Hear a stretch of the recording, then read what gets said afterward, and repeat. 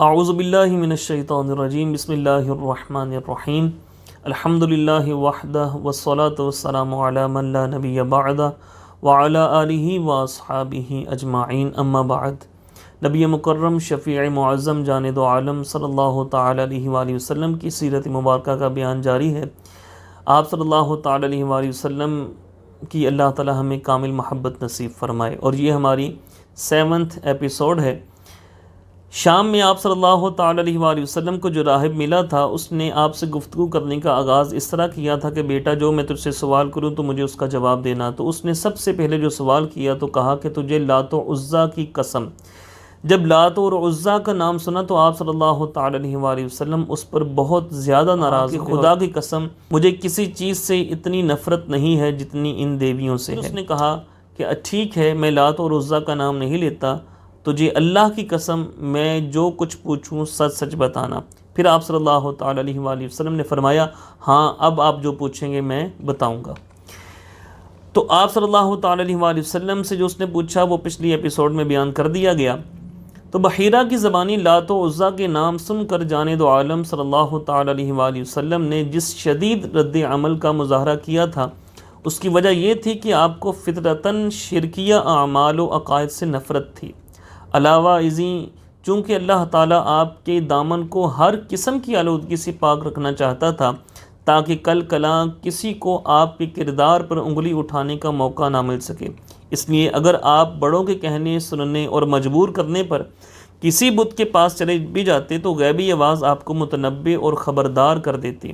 ایمن بیان کرتی ہیں کہ دیگر بہت سے اصنام کے علاوہ بوانا نام کا ایک بت بھی قریش کا مرکز عقیدت تھا۔ سال میں ایک دفعہ اس کے استھان پر حاضر ہو کر قربانی پیش کیا کرتے تھے اور رات تک اس کے پاس اعتکاف بیٹھا کرتے تھے۔ جناب ابی طالب بھی سب کے ساتھ اس تقریب میں شامل ہوا کرتے تھے اور چاہتے تھے کہ بھتیجا بھی شریک ہوا کرے۔ کئی دفعہ جاند عالم صلی اللہ علیہ وآلہ وسلم کو کہا بھی مگر آپ نے سنی انسنی کر دی۔ آخر ایک دفعہ جناب ابی طالب بہت ناراض ہوئے، پھوپھیوں نے بھی سخت سست کہا۔ ان کے خیال میں بھتیجا بے دین ہوتا جا رہا تھا۔ سب نے سختی سے باز پرس کرتے ہوئے کہا آخر تمہیں اپنی قوم سے کیا ضد ہے کہ نہ تو ان کے ساتھ کسی میلے میں شریک ہوتے ہو نہ کسی اجتماع میں۔ تم نے اپنا یہی رویہ برقرار رکھا تو ہمارے خداؤں کی طرف سے تم پر کوئی آفت ٹوٹ پڑے گی۔ چچاؤں اور پھوپھیوں کو یوں ناراض ہوتے دیکھ کر آپ بادل نخواستہ ابو طالب کے ساتھ جانے کے لیے تیار ہو گئے۔ جانے کو تو چلے گئے مگر جلد ہی لرزتے کانپتے واپس آ گئے۔ آپ کی یہ حالت دیکھ کر پھوپھیاں خوفزدہ ہو گئیں، پوچھنے لگیں ملذی رہا کا، کیوں اتنے دہشت زدہ ہو رہے ہو؟ شاید مجھ پر کسی آسیب وغیرہ کا سایہ ہو گیا ہے۔ آپ الجھن آمیز لہجے میں بولے۔ سب نے کہا نہیں نہیں، تم پر آسیب کا اثر کس طرح ہو سکتا ہے؟ تم تو بہت اچھے انسان ہو، یہ شبہ تمہیں کیوں کر ہوا؟ اس بنا پر آپ نے اپنے شبہے اور خوف کی وجہ بیان کی کہ میں جب بھی بت کے قریب جانے کی کوشش کرتا تھا، ایک سفید چہرے والی طویل قامت ہستی نمودار ہو کر چیخ پڑتی تھی وراءک یا محمد لا تمسہ، پیچھے ہٹیے یا محمد، اسے مت ہاتھ لگائیے۔ اس روایت کے راوی ایمن فرماتی ہیں کہ اس واقعے کے بعد آپ نے کسی مشرکانہ تقریب میں شرکت نہیں کی، اور یہ بات سیرت حلبیہ میں بھی موجود اور طبقات ابن سعد میں بھی موجود ہے۔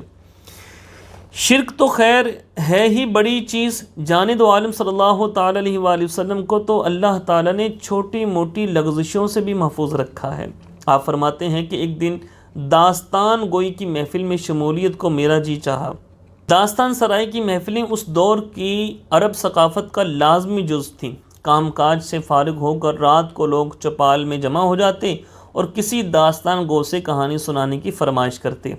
داستان گو طویل کہانی چھیڑ دیتا جو عموماً قسط وار ہوا کرتی، اور جب ایسے موڑ پر پہنچتے جہاں سامعین آئندہ کا حال جاننے کے لیے مضطرب اور بے قرار ہوتے تو داستان گو باقی آئندہ کہہ کر خاموش ہو جاتا، اور لوگ یہ جاننے کے لیے پھر کیا ہوا دوسری رات پھر اکٹھے ہو جاتے۔ تو آپ فرماتے ہیں کہ ایک دن داستان گوئی کی محفل میں شمولیت کو میرا جی چاہا، میں ادھر روانہ ہوا تو چلتے چلتے میرے کانوں میں گانے بجانے کی آواز پڑی۔ میں نے پوچھا یہ آواز کیسی ہے؟ تو مجھے بتایا گیا کہ فلاں شخص کی شادی کی تقریب ہے۔ میں نے بزم داستان گوئی میں شمولیت کا ارادہ چھوڑ دیا اور محفل موسیقی میں شرکت کے لیے چل پڑا۔ وہاں پہنچ کر ابھی بیٹھا ہی تھا کہ نیند نے آ لیا، میں وہیں پر سو گیا۔ پھر دن چڑھے آنکھ کھلی، دوسرے دن پھر گانا سننے کے لیے گیا تو پھر وہی معاملہ پیش آیا۔ ان دو مواقع کے علاوہ میرے دل میں کبھی ایسی خواہش پیدا ہی نہیں ہوئی۔ یوں مجھے اللہ تعالیٰ نے نبوت ملنے تک جاہلیت کی قباحتوں سے بچائے رکھا۔ جب جانے دو عالم صلی اللہ علیہ وآلہ وسلم مائی حلیمہ کے پاس تھے تو رضائی بھائیوں کے ساتھ بکریاں چرانے جایا کرتے تھے۔ پھر جب آپ تقریباً 12-13 برس کے ہوئے تو اس وقت مکہ مکرمہ میں بکریاں چرایا کرتے تھے۔ آپ کے علاوہ دیگر انبیاء علیہ السلام نے بھی بکریاں چرائی ہیں۔ کلیم اللہ علیہ السلام کی شبانی کا تذکرہ تو کلام الہی میں موجود ہے، اور باقی انبیاء کے بارے میں جانے دو عالم صلی اللہ تعالی علیہ وآلہ وسلم کا ارشاد گرامی ہے، ما بعث اللہ نبیا الا رعى الغنم، کہ اللہ تعالیٰ نے کوئی ایسا نبی نہیں بھیجا جس نے بکریاں نہ چرائی ہوں۔ صحابہ کرام نے عرض کی، وَأَنْتَ یا رسول اللہ، کیا آپ نے بھی بکریاں چرائی ہیں؟ فرمایا، نعم وَأَنَا رَعَيْتُهَا عَلَى قَرَارِيطَ لِأَهْلِ مَكَّةَ، ہاں میں بھی قراریط کے عوض اہل مکہ کی بکریاں چرایا کرتا تھا۔ حضرت جابر رضی اللہ تعالیٰ بیان فرماتے ہیں کہ ایک دفعہ ہم پیلو کے درخت سے پھل توڑ رہے تھے تو جانے دو عالم صلی اللہ تعالیٰ علیہ وآلہ وسلم نے ارشاد فرمایا، علیکم بالاسود، بھئی کالے کالے دیکھ کر توڑو، وہ زیادہ خوش ذائقہ ہوتے ہیں۔ یہ میرا اس زمانے کا تجربہ ہے جب میں بکریاں چرایا کرتا تھا۔ آپ بھی چرایا کرتے تھے یا رسول اللہ؟ ہم نے حیرت سے پوچھا۔ آپ نے جواب دیا، ایک میں ہی کیا، تمام انبیاء چراتے رہے ہیں۔ جب جانے دو عالم صلی اللہ تعالی علیہ وآلہ وسلم 14 سال کے ہوئے تو جنگ فجار کا واقعہ پیش آیا اور قریش و قیس کے درمیان معرکے کا رن پڑا۔ 4 یا 6 دن تک زور شور سے لڑائی ہوتی رہی۔ بالآخر عتبہ کی کوششوں سے صلح ہو گئی اور جنگ کا خاتمہ ہو گیا۔ چونکہ اس معرکے میں جانے دو عالم صلی اللہ علیہ وسلم کے چچا زبیر بنی ہاشم کے علمبردار تھے اور زبیر کے دیگر بھائی بھی بڑھ چڑھ کر حصہ لے رہے تھے، اس لیے آپ کو بھی اپنے چچاؤں کے ساتھ میدان کارزار میں جانا پڑا۔ تاہم آپ نے بذات خود اس لڑائی میں کوئی حصہ نہیں لیا۔ تعجب خیز بات یہ ہے کہ جب آپ میدان میں تشریف لے جاتے قریش غالب آنے لگتے، اور جب آپ واپس چلے جاتے تو فریق مخالف کا دباؤ بڑھ جاتا۔ یہ صورتحال دیکھ کر سب نے آپ سے کہا، لا تغب عنا، وہ ہمیں چھوڑ کے نہ جایا کریں۔ چنانچہ ان کی خواہش کے مطابق آپ وہیں ٹھہرے رہتے تا کہ صلح ہو گئی۔ جنگ فجار کے بعد جب حالات معمول پر آ گئے تو ایک دن زبید قبیلہ کا ایک فرد باہر سے کچھ سامان لے کر آیا اور مکہ مکرمہ کی ایک نہایت با اثر اور طاقتور سردار عاص ابن وائل کے ہاتھ فروخت کیا۔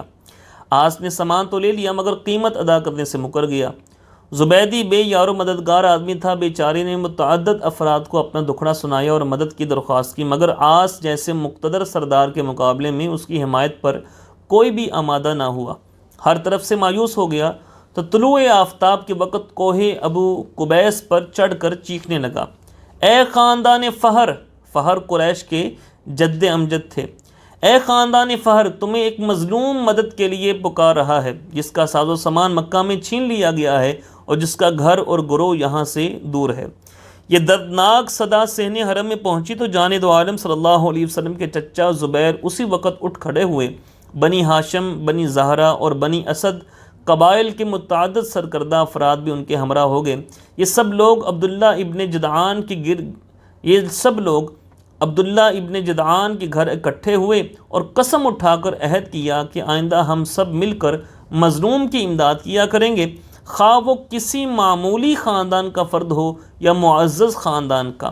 جب تک دریا کا پانی اون کو تر کرتا رہے گا اور کوہ حرا اور سبیرہ اپنی جگہ کھڑے رہیں گے، تب تک ہم یہ معاہدہ نبھاتے رہیں گے۔ یہ معاہدہ بعد میں حلف الفضول کے نام سے مشہور ہوا۔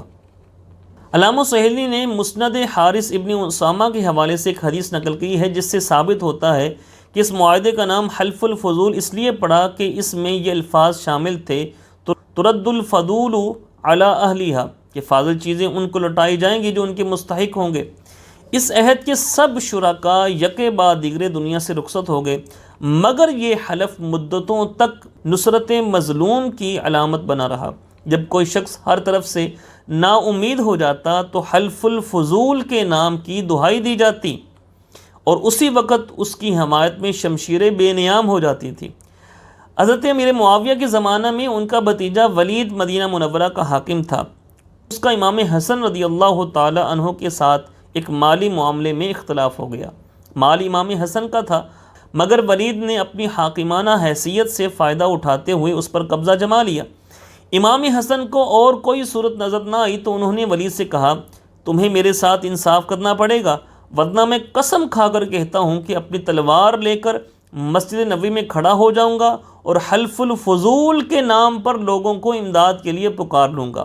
ولید کی محفل میں اس وقت عبداللہ بن زبیر بھی موجود تھے۔ انہوں نے امام حسن کی یہ بات سنتے ہی ولید کے سامنے اعلان کر دیا کہ میں قسم اٹھا کر کہتا ہوں کہ اگر حسن نے حلف الفضول کے نام پر آواز دی تو اپنی تلوار لے کر اس کی حمایت میں کھڑا ہو جاؤں گا، پھر یا تو حسن کے ساتھ انصاف ہوگا یا ہم سب لڑتے ہوئے جان دے دیں گے۔ عبداللہ بن زبیر کے علاوہ بھی جس کسی نے یہ بات سنی اس نے اسی قسم کے جذبات کا اظہار کیا۔ ولید نے یہ صورتحال دیکھی تو اسی وقت امام حسن کا حق انہیں لوٹا دیا۔ عہد و پیمان کے بعد سب اٹھ کر آس کے پاس گئے اور وہ مال و متاع جو اس نے ہتھیا لیا تھا اس سے لے کر زبیدی کے حوالے کر دیا۔ اتنے معزز آدمیوں کے سامنے آس کو بولنے کی جرت ہی نہ ہوئی۔ آپ سوچ رہے ہوں گے اس سارے واقعہ کا سیرت جانب عالم صلی اللہ علیہ وسلم کے ساتھ کیا تعلق ہے، تو عرض یہ ہے کہ بہت گہرا تعلق ہے، کیونکہ جن لوگوں نے مظلوم کی نصرت اور حمایت کا حلف اٹھایا تھا اس میں جانب عالم صلی اللہ علیہ وسلم بھی نفس نفیس شامل تھے، اور آپ کو اس معاہدے کی حرمت کا اتنا پاس تھا کہ آپ زمانہ نبوت میں بھی فرمایا کرتے تھے کہ اگر مجھے آج بھی اس معاہدے کے نام پر مدد کے لیے بلایا جائے تو میں اس کی پکار پر لبیک کہوں گا۔ جانب عالم صلی اللہ علیہ وسلم 25 سال کی عمر میں دوبارہ شام تشریف لے گئے۔ اس سفر کی ضرورت یوں پیش آئی کہ قریش کا ایک تجارتی قافلہ شام جانے کے لیے تیار ہوا۔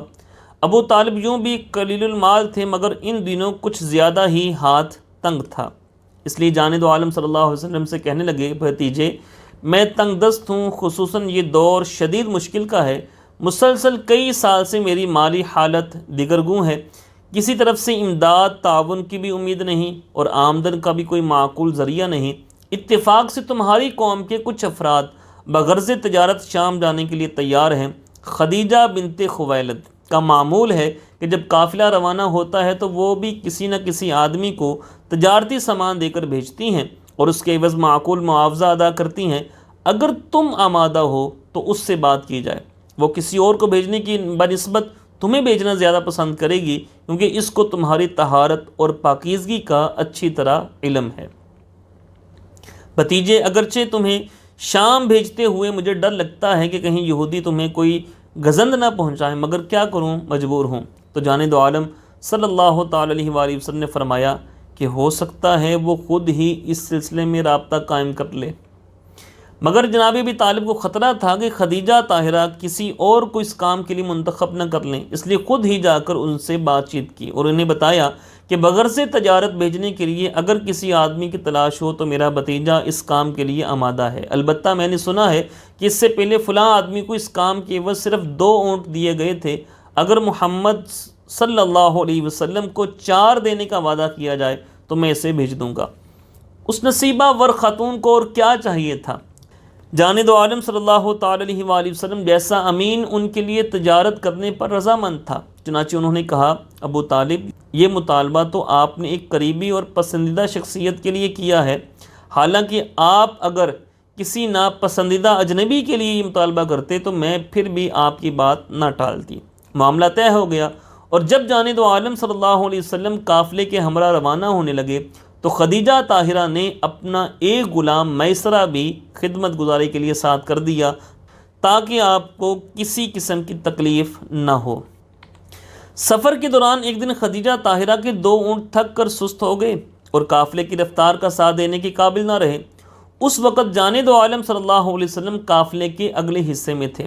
میسرہ نے آگے بڑھ کر آپ کو مطلع کیا کہ 2 اونٹ ناکارہ ہوتے جا رہے ہیں اور خطرہ ہے کہ کہیں پیچھے نہ رہ جائیں۔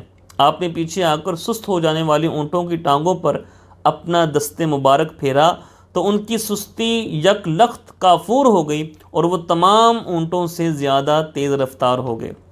مشہور نصرانی راہب نستورہ اس کے گرجے کے پاس قافلے نے پڑاؤ کیا تو جانب عالم صلی اللہ علیہ وسلم ایک درخت کے نیچے جا بیٹھے۔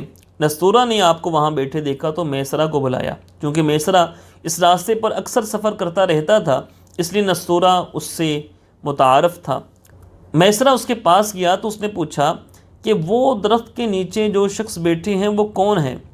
میسرہ نے جواب دیا، خاندان قریش کے ایک فرد ہیں۔ کیا ان کی آنکھوں میں سرخی رہتی ہے؟ میسرہ نے جواب دیا، ہاں، ہر وقت ان کی آنکھوں میں سرخی رہتی ہے۔ آخر الانبیاء، بلا شبہ یہ وہی ہیں آخر الانبیاء۔ ہمیں عیسیٰ علیہ السلام نے بتا رکھا ہے کہ ایک دن اس درخت کے نیچے ایک نبی آ کر بیٹھیں گے، کاش میں اس وقت تک زندہ رہوں جب یہ نبوت سے سرفراز ہوں گے۔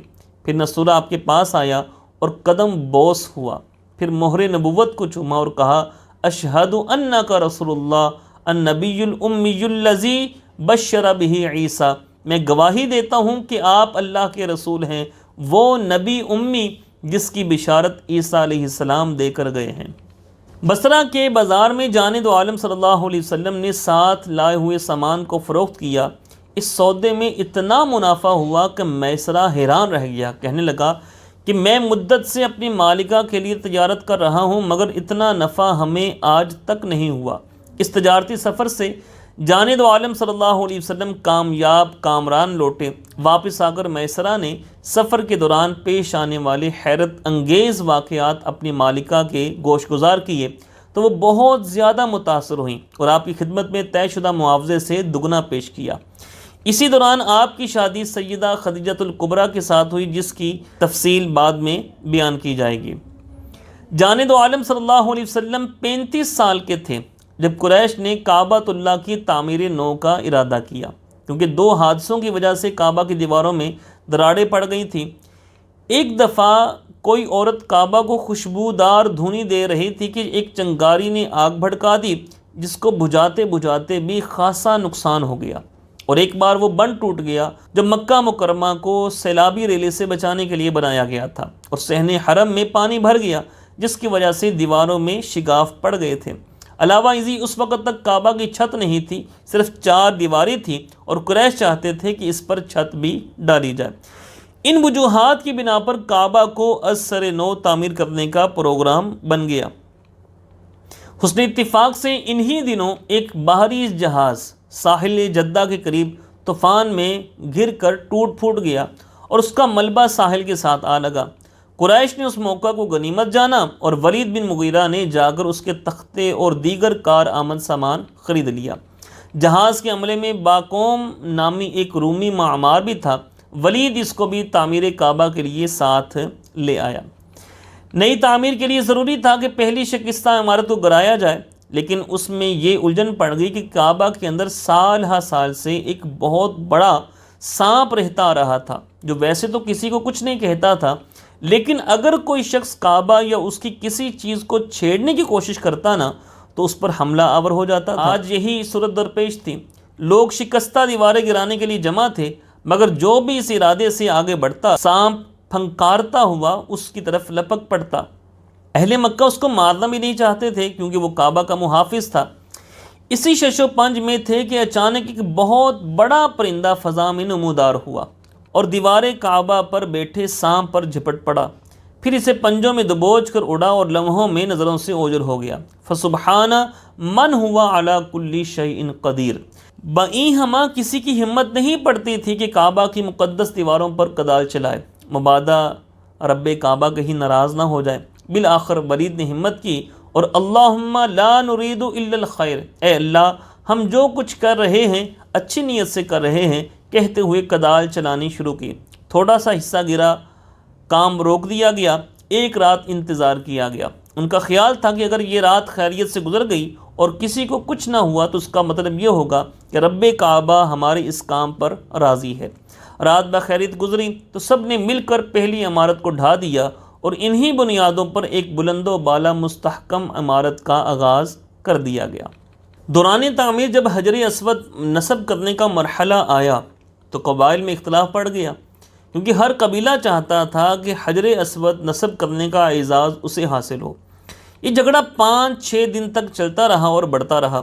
آخر ایک سمجھدار آدمی نے مشورہ دیا کہ اس طرح فیصلہ ہونا مشکل ہے، یوں کرو کہ کل سب سے پہلے جو شخص باب بنی شیبہ سے حرم میں داخل ہو اس کو منصف تسلیم کر لو، اور وہ جو بھی فیصلہ کرے اس پر بے چون و چرا سب عمل کر لو۔ یہ رائے سب کو پسند آئی اور اس پر اتفاق ہو گیا۔